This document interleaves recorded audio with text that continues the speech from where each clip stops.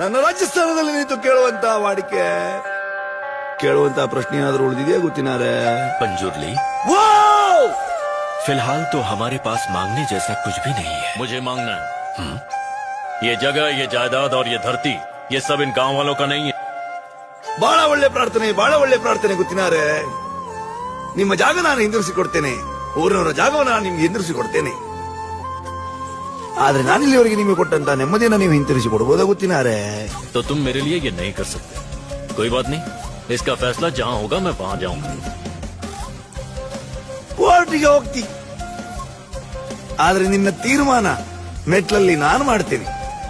ಜಾಗ ಊರಿನವ್ರದ್ದು, ಅದರ ತೀರ್ಮಾನ ಇವತ್ತಲ್ಲ, ಮುಂದೊಂದು ಕಾಲ ಬರ್ಬೇಕಾದೆ. अच्छा, गांव वालों की है। और ये दैव बोल रहा है या कोई नर्तक बोल रहा है?